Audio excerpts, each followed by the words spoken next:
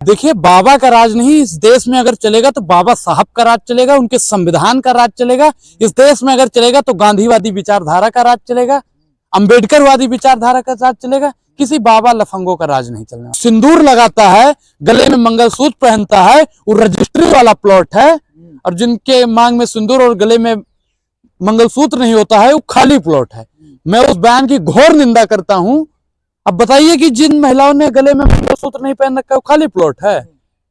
पर्ची अगर निकालना है तो मोदी जी की निकालिए, पर्ची ही अगर निकालना है तो राजनाथ जी की निकालिए, जयशाह के पापा की निकालिए, विपक्ष के किसी नेताओं की और अनुराग ओझा की पर्ची धीरेन्द्र शास्त्री आपको निकालने की जरूरत नहीं है। भारतीय जनता पार्टी और आरएसएस का और बाबा लोगों का अगर कोई परिवार का है तो उनका वो भविष्य नहीं बताता है। इनके भाई के ऊपर जल्द में ही एफआईआर हुआ था, जब बीड़ी पी रहा था इनका भाई बहुजन समाज की शादी में। तब बताइए, वो बाबा अपने भाई का जो भविष्य नहीं तय कर पाता है, वो आम लोगों का और विपक्ष का क्या भविष्य तय करेगा, आप बताइए।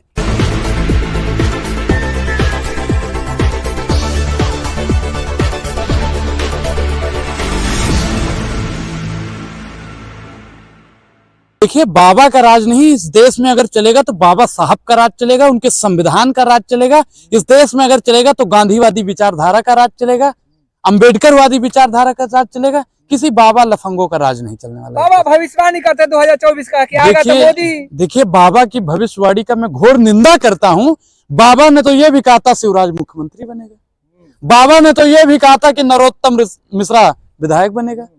बाबा की जो बाड़ी होती है वो अब अधूरी और बेकार नजर आ रही है, तो इसलिए बाबा पे नहीं मुद्दों पर बात कीजिए आप। क्या तो रहा कि विकास हो रहा है, विकास की जीत होने वाला है 2024। देखिए, जब आप लोग विकास की बात करते हैं तो मुझे 80 करोड़ लोग भूखे नंगे नजर आ जाते हैं, जो प्रधानमंत्री नरेंद्र मोदी कहा करते हैं कि मैं राशन दे रहा हूं। अगर देश की अर्थव्यवस्था वाकई में ठीक है, देश में वाकई में विकास हो रहा है, तो 80 करोड़ लोगों को राशन की कोई आवश्यकता नहीं है। अगर देश में सब कुछ चल रहा है तो रोजगार मोदी जी ने दे दिया होगा। आप बता दीजिए कि रोजगार किसको दिया गया है, रोजगार किसको दिया गया बताइए। धीरेन्द्र शास्त्री कह तो रहे हैं कि आएगा तो मोदी राज चलेगा। देखिए, ये देश लोकतांत्रिक देश, लोग जिसे चुनता है वो सत्ता में बैठता है। धीरेन्द्र के शास्त्री का लोकतंत्र बपौती नहीं है कि लोकतंत्र धीरेन्द्र के शास्त्री के कहने से चलेगा, ये जनता धीरेन्द्र के शास्त्री के कहने से चलेगी। धीरेन्द्र के शास्त्री अपना घर पहले चला ले, अपने भाई को सुधार दे, फिर देश और लोग भविष्यवाणी सच होती मानते हैं कि नहीं? कौन सी लोग बताइए आप। मैंने बताया कि शिवराज को उन्होंने आशीर्वाद दिया था, हार गया कि नहीं हारा। नरोत्तम मिश्रा को दिया, हार गया कि नहीं हारा। जितने को उसने आशीर्वाद दिया सबका सब वो हार गया। अब आप बताइए कि जीतता होगा। चरणों कमलों में लेटी रहती है। देखिए, मुझे लगता है कि जो महिलाएं जाती हैं बाबा के चरणों में, मुझे लगता है कि उन महिलाओं ने बाबा का बयान नहीं सुना, जिसमें बाबा ने कहा था कि जो सिंदूर लगाता है, गले में मंगलसूत्र पहनता है, वो रजिस्ट्री वाला प्लॉट है। और जिनके मांग में सिंदूर और गले में मंगलसूत्र नहीं होता है, वो खाली प्लॉट है। मैं उस बयान की घोर निंदा करता हूं। अब बताइए कि जिन महिलाओं ने गले में मंगलसूत्र नहीं पहन रखा है, वो खाली प्लॉट है। आप लोग क्यों धीरेन्द्र के शास्त्री को बढ़ावा दे रहे हैं? तो क्या बाबा का वर्चस्व होने वाला है क्या 2024 में? देखिए, बाबा का वर्चस्व समाप्त हो गया है। बाबा उसे कहा जाता है, साधु संत का मतलब होता है जो सध जाए, रम जाए अपनी मतलब भक्ति भावनाओं में। उसे राजनीति से या सत्ता से कोई मतलब ना हो, राजनीति से भी मतलब है। साधु संत भी हैं। जहां विरोधाभास होता है ना, वो आने वाले समय में चिन्मयानंद या आसाराम या राम रहीम बनने का काम करता है। क्या कह रहा हूं कि बलात्कारी कभी देशभक्त नहीं हो सकता और देशभक्त कभी बलात्कारी नहीं हो सकता। तो आप उनको देशभक्त की उपाधि दे रहे हैं, गलत कंपेयर करना ठीक नहीं है ना, वो तो अच्छे इंसान है। देखिए, मैं क्या कह रहा हूँ कि हर चीज का एक समय होता है, समय हर समय को बदल देता है, बस समय को थोड़ा समय चाहिए। समय अभी भाजपा की सरकार है, बहुत चीजें हैं जो ढकी हुई हैं। जिस दिन चादर उतरेगा ना, मिर्जा गालिब का शायरी भी तो है कि गालिब जिंदगी भर यही भूल करता रहा और धूल आईने पे थी, चेहरा साफ करता रहा। तो ठीक उसी प्रकार है, जिस दिन भारतीय जनता पार्टी की सरकार चली जाएगी, धीरेन्द्र के शास्त्री भी जाएंगे और आप जैसे पत्रकार भी जाएंगे। कह तो रहे कि गुजरात के पागलो, तुम हमारे साथ दो, तुम्हें हिंदू राष्ट्र देंगे। अभी मैं गुजरात की जनता से ही जानना चाहता हूँ कि गुजरात के पागलों, ये मैं नहीं कह रहा हूँ, धीरेन्द्र के शास्त्री का बयान है। अब जो पागल है बाबा के चरणों में जाएगा। मतलब बाबा का जितना भी बयान है, मैं एक चीज आपको फिर बता दूं कि जो बाबा वायरल नहीं होता है ना, सोचता है कि वायरल होने के लिए कोई अनाप शनाप बयान दे दो। आजकल सदन में हो या सदन के बाहर हो, मंदिर में हो, मस्जिद में हो, गुरुद्वारे में हो, चर्च, ऐसे बयानबाजी दी जाती है कि मैं सुर्खियों में बना रहूं। और मैं ऐसे बयानों की भाई घोर निंदा करता हूं। मेरा इस बयान से या मुझे लगता है कि विपक्ष की किसी पार्टियों से इसका कोई लेना देना नहीं है। पर्ची निकालते सच हो जाता है, तो पर्ची निकलवाएंगे देखिए, क्या? पर्ची अगर निकालना है तो मोदी जी की निकालिए, पर्ची ही अगर निकालना है तो राजनाथ जी की निकालिए, जय शाह के पापा की निकालिए, विपक्ष के किसी नेताओं की और अनुराग ओझा की पर्ची धीरेन्द्र शास्त्री आपको निकालने की जरूरत नहीं है। तो निकलवाएंगे तो अच्छा ना, भविष्य बदल देंगे तो निकलवा लीजिए। और आपने अपना भविष्य बदलवा लिया, आपने भविष्य बदलवा लिया, क्या है आपका भविष्य भाई? पता ही नहीं। देखिए, मैं एक चीज बता देता हूँ, साधु संत का जो ट्रिक होता है, मैं ब्राह्मण समाज से आता हूँ, मैं आपको बताता हूँ कि आप मेहनत तो बहुत करते हैं लेकिन पैसा नहीं कमा पा रहे हैं। अरे बाबा बहुत बढ़िया बात कह रहे हैं, बच्चा आप कमाते तो बहुत हैं लेकिन आपके पड़ोसी आपको देख के जलते हैं।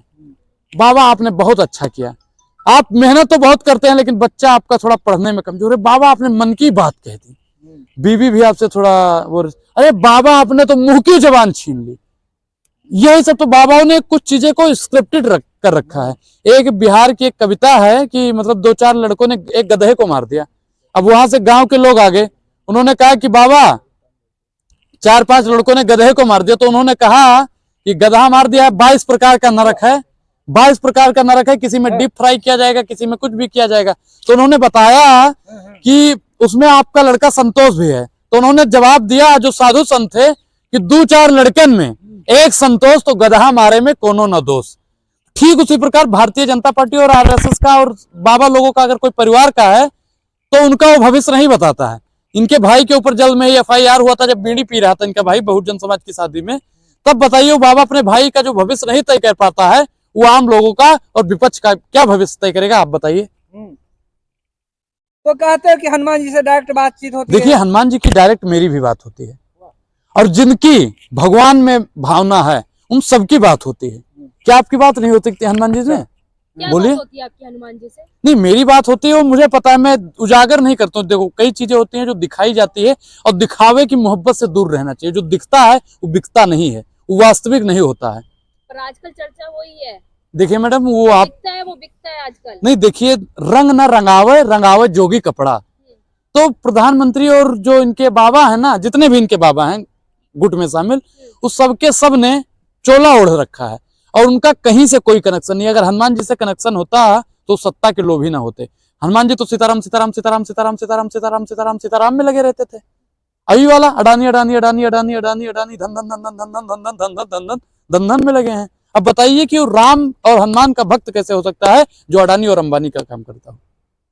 अडानी और अंबानी में कोई सर्टिफिकेट चाहिए क्या? जी, क्या सर्टिफिकेट? सर्टिफिकेट जैसे आप बांट रही हैं कि आपका कैसे कनेक्शन है हनुमान जी से, आपकी कैसे बात? मैंने कोई सर्टिफिकेट नहीं बांटा। नहीं, आपने सवाल ऐसे ही किया। नहीं तो मैं सर्टिफिकेट जरूरी है क्या? नहीं, मैं एक चीज बताऊं कि राम का भक्त है, राम को मानने वाला अपनी पत्नी का परित्याग नहीं कर सकता। सवाल है मैडम। देश को निछावर कर दिया अपना पूरा जीवन। मैडम, देश को मुझे लगता है कि प्रधानमंत्री को मैं तब मानता कि देश पर न्यौछावर हुए जब वो इंदिरा गांधी जी की पगडंडियों पर चलते, वो राजीव जी की पगडंडियों पर चलते, वो महात्मा गांधी की पगडंडियों पे चलते। आप किसी पगडंडी पे चलते हैं? मैं गांधीवादी विचारधारा पे चलता हूँ। अब आप चाह रहे हैं कि जो सीने पर गोली खाएगा वही देश को न्यौछावर होगा, जो सीने पर गोली नहीं, देश पे न्यौछावर की बात तो वही है भाई। देश को न्यौछावर करने की अगर बात है तो जो छाती पे गोली खाएगा वही देश पे न्यौछावर हो रहा है। मोदी जी देश में न्यौछावर नहीं है। आप बता दीजिए कि देश के लिए उन्होंने क्या क्या है। देश का मतलब अगर प्रधानमंत्री नरेंद्र मोदी से पूछ लो, अगर आप सबके लोगों में देख रहे होंगे मोदी जी आप मुझे सुन रहे हैं, तो देश का मतलब क्या होता है आप अपने ट्विटर पे बता दीजिएगा अगर आप वाकई में देशभक्त हैं तो। बताएंगे मोदी जी? आम आदमी थोड़ी है कि वो आपको सुनेंगे। क्यों? मोदी जी हमें नहीं सुनेंगे? संसद टीवी पे एक दिन दिखाया जाएगा मैडम, सब्र रखिए। राख हौसला मंजर भी आएगा और प्यासे के पास चलकर समुंदर भी आएगा। यो थक कर न बैठे मंजिल के मुसाफिर, मंजिल भी मिलेगी और मिलने का मजा भी आएगा।